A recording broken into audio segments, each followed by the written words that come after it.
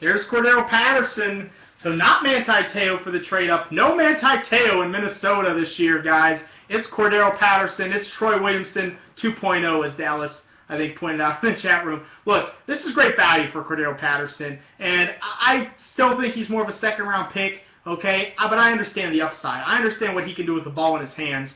And if you're saying we need to win now, you have Greg Jennings there. You need that number one, right? You need that number one guy. So we need Cordarrelle Patterson to do that for the Vikings, and he has the ability to do that. I think they need to get creative with him, though, and that's my only fear, is I don't trust this coaching staff.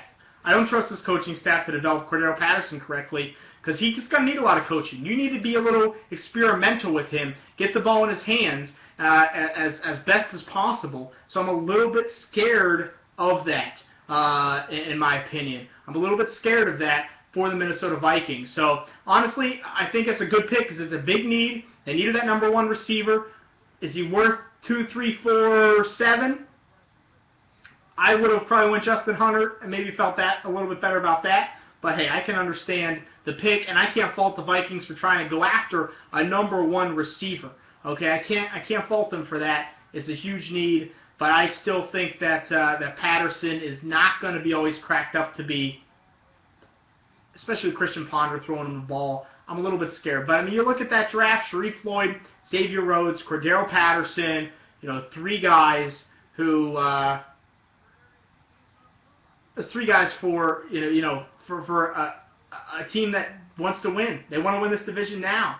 So I just hope Cordarrelle Patterson can catch the football. That's my only fear. If he can get the football in his hands, he's going to be dangerous. But he could be great. He could be Brandon Marshall. He could be Kenny Britt, healthy Kenny Britt. But you have to make sure that you're going to work it. Because those type of ESPN just show the drop. I mean, he was extending and nothing. He's got to use his body to catch, and that's scary.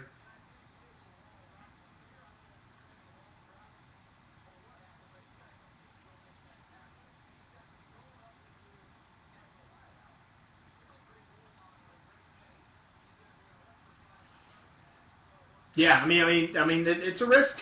It's a risk, but it's a risk that could definitely pay off. So Cordarrelle Patterson did go in the first round.